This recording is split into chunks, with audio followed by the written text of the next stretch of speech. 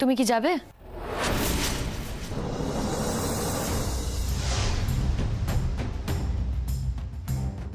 হ্যাঁ যাবো, কেন বলো? না,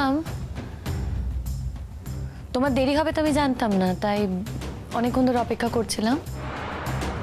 ভাবলাম এখন এসে জিজ্ঞেস করি তুমি যাবে কিনা। আমার আসলে রোহিণীর সাথে একটু দরকারি কথা বলার ছিল। কথা বলো না, আমার তো শুধু জানার ছিল তুমি এক্ষুনি যাবে কিনা। যদি না যাও আমি একাই বেরিয়ে যাব। তুই কিসে যাবি? আমি আমি বাসে ট্রামে চলে যাব। তোকে তো দেখে পরিষ্কার বোঝা যাচ্ছে যে তোর শরীরটা ভালো নেই। জাস্ট ছাড় না প্লিজ, তোরা যা না। তুই ওঠ, চল চল চল, ওঠ আমার গাড়িতে ওঠ। আমার গাড়িতে তুই বসবি, তোকে ড্রপ করে দিয়ে তারপর আমরা বাড়ি যাবো, চল। ঠিক আছে, তুমি তাহলে রোহিণী দিকে ড্রপ করে দিয়ে বাড়ি এসো, আমি আসছি। ও আমার সঙ্গে একই গাড়িতে বসবে না, আমাকে ঘৃণা করে, তুই এটা বুঝতে কেন চাইছিস না বল? না, বসবো না। আমি তোমার সাথে এক গাড়িতে বসবো না রোহিণীদি, কারণ আমার তাড়া আছে, আমার খুব টায়ার্ড লাগছে। ও এখন তোমাকে বাড়িতে ড্রপ করবে, আর আমি যদি ওই গাড়িতেই বসি তোমাকে নামিয়ে দিয়ে আমাকে বাড়ি ফিরতে হবে। আমি আর পারছি না গো, আমি আসি। আধ ঘন্টা তো লাগতো শবনম, আধ ঘন্টা ব্যাপার, এক্সট্রা আধ ঘন্টা লাগতো। এই আধ ঘন্টা তুমি থাকতেই পারতে। না, পারতাম না। আমার কাছে আধ ঘন্টার দাম আছে, তোমার কাছে নেই। আমি বাড়ি গিয়ে স্নান করে ফ্রেশ হয়ে বিশ্রাম নেব। আসছি আমি।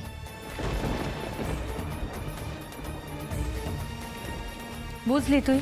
কি? রাগ করে চলে গেল, কিন্তু কেন? ও যেটা পছন্দ করে না সেটা করতে যাস। আমার জীবনের পছন্দ আমি কোনোদিনও বদলাইনি, আমার জীবনের ডিসিশন কোনোদিনও বদলাইনি। তুই নিজের জীবনের ঘটনাগুলোকে মিলিয়ে দেখ, তাহলেই বুঝতে পারবি। আর বাকি জীবনেও সেগুলো বদলানোর কোনো কারণ নেই, অ্যাটলিস্ট আমার দিক থেকে থাকবে না। ওর আধ ঘন্টা যদি এতই দাম থেকে থাকে তাহলে ওকে একাই চলে যেতে হবে, কিন্তু আমি তোকে বাড়িতে পৌঁছে দিয়ে তারপরেই বাড়ি যাবো, অ্যান্ড দ্যাটস ফাইনাল। রোহিণী, তুই আমার কথাটা রাখিস, রেজিগনেশনটা উইথড্র করে নিস প্লিজ। দেখ, আমি যখন সত্যিটা জানতে পেরেছি তখন আমি তোকে বারবার একটাই কথা বলবো, রেজিগনেশনটা উইথড্র করে নিস, চাকরিটা ছাড়িস না। আর তোর যেই সম্মানটা তুই হারিয়েছিস সেই সম্মানটা আমি ফিরিয়ে দেওয়ার চেষ্টা করব, কথা দিচ্ছি। এতটুকু ভরসা রাখ আমার উপর। তোর ওপরেই তো ভরসা রেখেছিলাম যশ। আমার জীবনের সবটুকু ভরসা তো আমি তোর ওপরেই রেখেছিলাম। জানি রোহিণী, জানি আমি তোর ভরসার জায়গা হয়ে উঠতে পারিনি, তোর ভরসার দাম দিতে পারিনি আমি। I am really very sorry for it. সব আমার দোষ, সব আমার দোষ।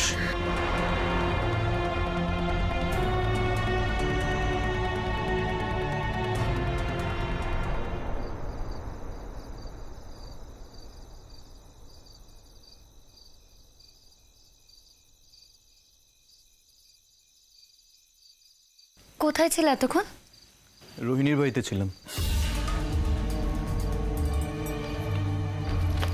আমার কথাটা তোমার খুব একটা পছন্দ হলো না মনে হয়। আমি কি একবার সে কথা বলেছি? তুমি যে ঘটনাটা ঘটিয়েছো সেটা ঘটানো উচিত হয়নি তোমার। হ্যাঁ মানছি, রোহিণীর উপর তোমার একটা রাগ আছে, কিন্তু সেই রাগটা এইভাবে প্রকাশ করা উচিত হয়নি। তোমার রাগটা হওয়া স্বাভাবিক, হওয়ারই কথা, কিন্তু তাই বলে একটা মানুষ যখন নিজেকে বদলাতে চেয়েছে, সে যখন সম্পূর্ণ একটা আলাদা মানুষ হতে চেয়েছে, তার সম্মান নিয়ে তুমি এইভাবে টানাটানি করেছো, এটা কিন্তু তোমার করা উচিত শোনো, হয়নি। আমি না কারো সম্মান নিয়ে টানাটানি করিনি। নৈতিক স্বার্থে, বৃহত্তর স্বার্থে আমার মনে হয়েছে সত্যিটা সবাইকে জানানো উচিত, তাই আমি জানিয়েছি। এত বড় বড় ভাষণ দাও কেন সবসময়? সবসময় বড় বড় ভাষণ দেবে তুমি, নিজেকে সবার গার্জিয়ান বলে মনে করবে, একটা সবসময় যেন হেড মিস্ট্রেস সুলভ ভাব তোমার মধ্যে। একদিনে এতটা বদলে গেলে তুমি? আরে আমি বদলাইনি, আমার মধ্যে কিচ্ছু বদলায়নি, আমি যা ছিলাম তাই আছি। রোহিণী এই কাজটা কেন করেছে জানো? ও তো সবটা স্বীকার করেছে আমার সামনে। আমি জানতে চাই না, আমার কোনো আগ্রহ নেই জানার। আগ্রহ নেই বললে তো হবে না শবনম, আগ্রহ নেই বললে হবে না, তোমাকে শুনতে হবে। আমি তো বললাম আমি কিছু শুনতে চাইছি না। তুমি একটা অন্যায় করেছো, আর তুমি এটাও জানো যে রোহিণীর কথা আমি বিশ্বাস করেছি। শুনতে চাইছি না বললে হবে না। না, আমি শুনতে চাই না। কেন শুনতে চাও না? একটা মানুষকে তুমি এভাবে ড্যামেজ করেছো, সেটা তুমি শুনতে চাও না, তার দায়িত্ব তোমাকেই নিতে হবে। কাকে ড্যামেজ করেছি আমি? এরপরও জিজ্ঞেস করছো কার কি ড্যামেজ করেছো তুমি? Shame on you. Shame on you. কারণ এতদিন বাদেও তুমি রোহিণীদের কথা নিয়ে আমাকে চার্জ করছো। It's really shame on you. কি বললে তুমি? কি বলে চার্জ করতে পারছো? চার্জ করব না? চার্জ করব না আমি তোমাকে? শুধুমাত্র আমি যাতে ওই হসপিটাল ছেড়ে চলে না যাই, তুমি যাতে কোনো ভুল চিকিৎসা করে ব্লান্ডার না করো, তার জন্য রোহিণী দিন রাত স্টাডি করেছে, বিভিন্ন ডক্টরের সাথে ও আলোচনা করেছে। এক্সকিউজ মি, আমি না সত্যি বুঝতে পারছি না, মানে আমি ব্লান্ডার করলে তোমাকে কেন হসপিটাল ছেড়ে চলে যেতে হবে? এটা ওর মনে হয়েছে। তুমি যদি ওই হসপিটাল ছেড়ে চলে যেতে, তুমি যদি চাকরি ছেড়ে চলে যেতে, বা তোমাকে যদি সেই হসপিটাল থেকে তাড়িয়ে দিত, তাহলে আমিও চাকরিটা ছেড়ে দিতাম, আমিও থাকতাম না। আর এটা রোহিণীর মনে হয়েছে। ও তো আমার অনেক দিনের বন্ধু, ও আমাকে চেনে খুব ভালো করে, তাই ওর এটা মনে হয়েছে।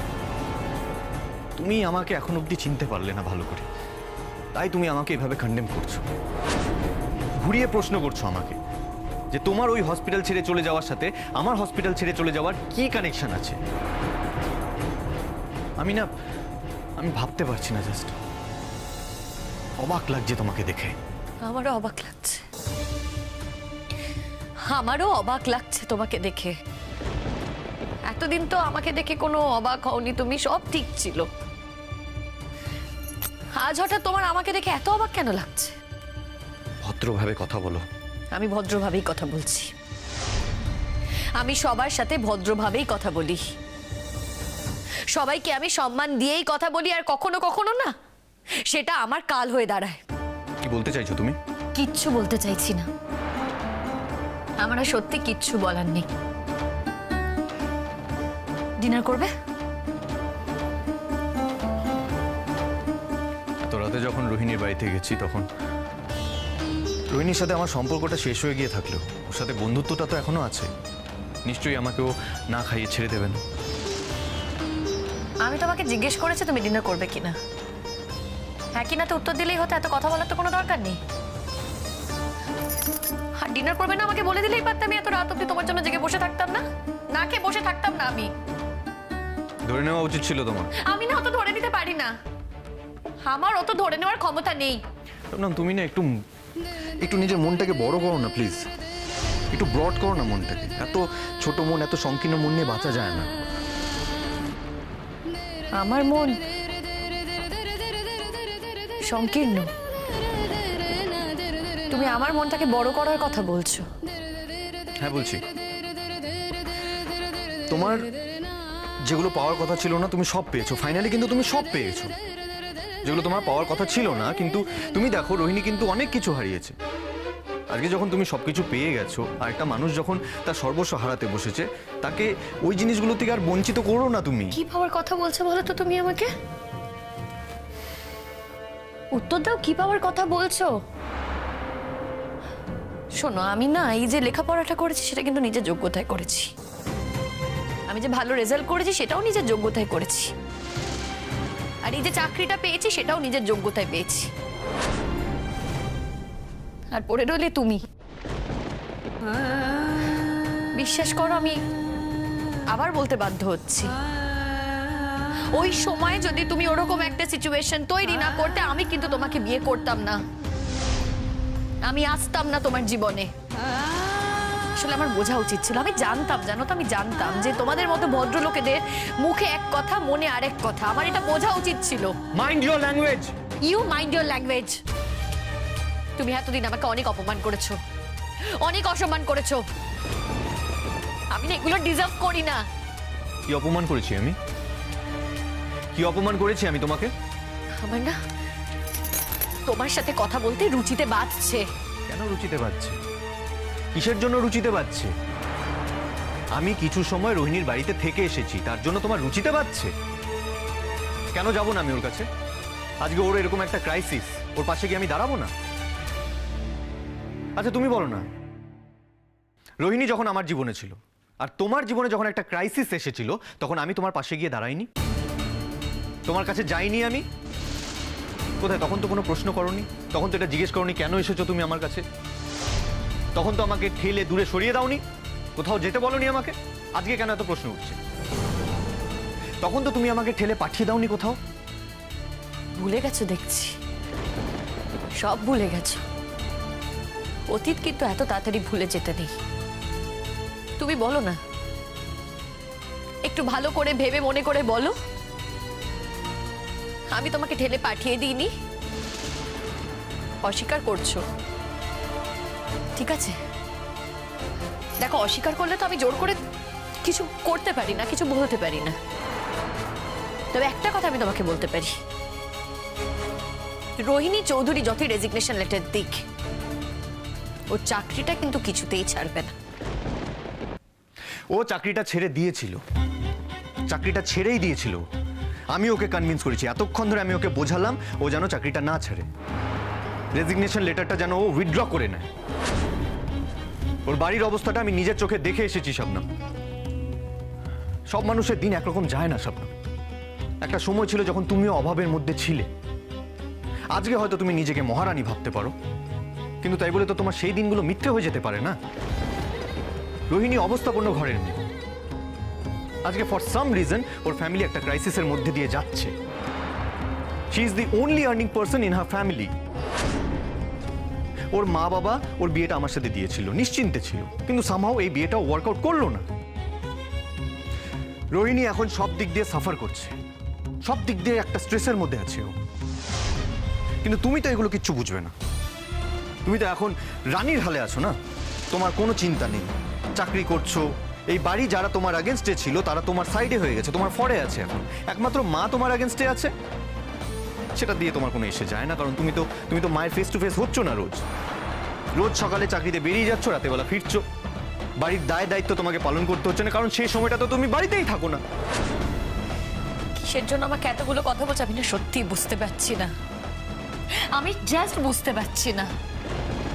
দেখো, তুমি জানো যে আমার টানা ঘুম হয়নি, আই এম ভেরি টায়ার্ড। পেশেন্টের জন্য আমাকে রাত জাগতে হয়েছে। কিসের জন্য তোমার এত অভিযোগ? বলো, কিসের জন্য তোমার এত অভিযোগ? কি করেছি আমি? তুমি বুঝতে পারছো না তুমি কি করেছো? তুমি যে রোহিণীর ক্ষতিটা করেছো না শবনম, এই ক্ষতিটা যদি তুমি না করতে তোমার প্রতি আমার রেসপেক্টটা থাকতো, একটু হলেও থাকতো। এই কাজটা করে তুমি আমার চোখে একদম নিচে নেমে গেছো, একদম নিচে। শোনো, আমি একজন ইন্ডিপেন্ডেন্ট মানুষ, যেটা মনে হয়েছে সেটাই করেছি, সেটাই বলেছি। আর এর জন্য না আমি রিপেন্ট করছি না। ওভার। তুমি তো কোনোদিনও হারতেই শেখোনি। তুমি ভুল করলেও সেটা স্বীকার করবে না, আর এটাই তোমার নেচার। আজ তুমি যে গলায় আমার সাথে কথা বলছো, ঠিক একই ভাবে তুমি রোহিণীদের সাথেও কথা বলতে। এখন দেখছি চাকাটা ঘুরে গেছে, তুমি আমার সাথে এইভাবে কথা বলছো। কিন্তু একটা কথা না আমি তোমাকে বলে দিতে চাই, রোহিণী দি তোমাকে ধরে রাখার জন্য অনেক গন্ডগোল করেছে, নানা রকম ঘটনা ঘটিয়েছে। আমি কিন্তু সেসব কিছুই করিনি। কিন্তু তুমি যদি আমার সাথে এরকম ব্যবহার করো, আমি কিন্তু সরে যাব। হ্যাঁ, তা তো যাবেই। তোমার কাছে জীবন মানে তো ছেলে মানুষই, যখন ইচ্ছে হবে কারো কাছে আসবে, যখন ইচ্ছে হবে তাকে ছেড়ে চলে যাবে, তাই তো? তোমার কি মনে হয় জীবন না একটাই? এত অসম্মান, এত অপমান সহ্য করে পড়ে থাকবো কেন? তুমি যদি এইভাবে আমাকে অ্যাকিউজ করো, যদি সম্পর্কের দাম না দাও, কিসের জন্য আমি পড়ে থাকবো এখানে? কি বলতে চাইছো তুমি? তুমি যদি আমাকে অন্যায়ভাবে অপমান করো না, সেটা সহ্য করে কিন্তু আমি এখানে পড়ে থাকবো না। তুমি যদি আমাকে দোষী সাব্যস্ত করতে চাও, সেটাও আমি মেনে নেব না। আর আমি একজন স্বাধীন মানুষ, আমি কার ব্যাপারে কি ভাববো না ভাববো সেটা পুরোপুরি আমার সিদ্ধান্ত। তুমি এ ব্যাপারে আমাকে গাইড করতে পারো না। আর তুমি কি বলছিলে যে ডক্টর রোহিণী চৌধুরীকে আমরা ভুল বুঝেছি? তুমি এটাই বলছিলে তো যে আমি যেটা করেছি ঠিক করিনি? তোমাকে তাহলে একটা কথা বলি, আমি আমার জীবনে তো অনেকগুলো কাজ ঠিক করেছি, তার মধ্যে আমি মনে করি যে এই কাজটাও আমি একেবারে ঠিক করেছি। না, ঠিক করোনি, কারণ রোহিণী এই কাজটা করেনি। তুমি রোহিণীকে সবার সামনে ক্রিমিনাল সাজাতে চেয়েছো, সবার সামনে রোহিণীকে তুমি ক্রিমিনাল তৈরি করেছো, ক্রিমিনাল সাজিয়েছো সবার সামনে। আমি না কাউকে কিচ্ছু সাজাইনি। রোহিণী চৌধুরী আমাকে যেভাবে দেখিয়েছে আমি সেইভাবেই দেখেছি। ডক্টর রোহিণী চৌধুরী যেভাবে নিজেকে প্রেজেন্ট করেছে আমি সেইভাবেই দেখেছি। শুধু আমি না, বাকিরাও সেভাবেই দেখেছে। আসলে কি বলো তো, তোমার সাথে তো রোহিণী চৌধুরীর একটা গভীর সম্পর্ক ছিল, তাই তুমি একটু গভীরে গিয়েই দেখার চেষ্টা করেছো। তাই তুমি এক্সপেক্ট করো না যে বাকিরাও সেইভাবেই দেখবে। এর ভুলটা কোনোদিনও স্বীকার করবে না তুমি স্বপ্ন। আমি কোনো ভুল করিনি। ভুল করেছো, 100 বার ভুল করেছো। আমি কোনো ভুল করিনি। আর ভুল করেছো তুমি। আমি কোনোদিনও এটা ভুলতে পারবো না শবনম, কোনোদিনও এটা ভুলবো না। একটা মানুষের ক্রাইসিসের সময় তুমি তাকে সবার সামনে অ্যাকিউজ করলে, I will never forget this. যদি সেটা করেও থাকি তাহলে ক্ষতিটা কি? ক্ষতি তো নেই। তুমি ব্যাপারটাকে ওপেন করতে চাইছো তো, ঠিক আছে, তাই করো। কালকে বরঞ্চ সবাইকে ডেকে একটা সভা বসিও, সেখানে জানিও যে রোহিণী চৌধুরী কিসের জন্য এই কাজটা করেছে এবং আমি তাকে কিভাবে প্রজেক্ট করেছি জানিয়ে দিও, তাহলেই তো মিটে যায়। আমি বলবো না কিছু, যা বলার তুমি বলবে। তুমি সকলের সামনে এটা বলবে, কারণ তুমি ওকে সবার সামনে মালাইন করেছো, আমি করিনি। তুমি সকলের সামনে সত্যিটা রাখবে, সত্যিটা বলবে সবাইকে। তুমি সবাইকে এটা জানাবে, তুমি সবাইকে এটা পরিষ্কার করে বলবে ও কেন এই কাজটা করেছিল, কি উদ্দেশ্যে ছিল ওর। সকলের সামনে যখন তুমি ওকে অপমান করেছো, তখন সকলের সামনে তুমি ওর সত্যিটা রাখবে। এতগুলো কথা তুমি তখন ম্যানেজমেন্টের সামনে বলতে পারলে, আর এখন তুমি কিছুই বলতে পারবে না। আমি তো ওটা বিশ্বাস করি না। কি বিশ্বাস করো না তুমি? আমি বিশ্বাস করি না যে রোহিণী চৌধুরী যে যুক্তিটা তোমায় দেখিয়েছে সেটা সঠিক। আমি যেটা বিশ্বাস করি আমি সেটাই বলেছি। আমি তো বলছি ওটা সঠিক। এটা তোমার কথা, তোমার কথা তুমি আমাকে দিয়ে বলাচ্ছ কেন? আমারও চোখ আছে, আমারও কান আছে, আমারও বলার অধিকার আছে। এটা আমার কথা নয়, তাই তুমি তোমার কথা আমাকে দিয়ে বলানোর চেষ্টা করো না। তোমার কথা আমি বলবো না, আমায় জোর করে কিছু বল। শোনো শবনম, লিভ মি। শোনো শবনম, আমি তোমাকে একটা কথা পরিষ্কার বলে দিচ্ছি, আর এই কথাটা তোমাকে শুনতেই হবে। কাল তুমি হসপিটালে গিয়ে তোমার প্রথম কাজ হলো সবার সামনে তুমি সত্যিটা জানাবে, সবাইকে সত্যিটা জানাবে, তুমি সত্যিটা বলবে। আর সেটা যদি তুমি না করো, তাহলে সেটা যদি আমি না করি, তোমার সাথে আমার যে ডিস্টেন্সটা তৈরি হবে সেটা কিন্তু খুব সহজে মিটবে না। আমি তোমার কথা অ্যাকসেপ্ট করে নিলাম। কাল সকালে হসপিটালে গিয়ে সবার সামনে তুমি এই কথাটা স্বীকার করবে তো? সময় আসুক, তারপর উত্তর দেব।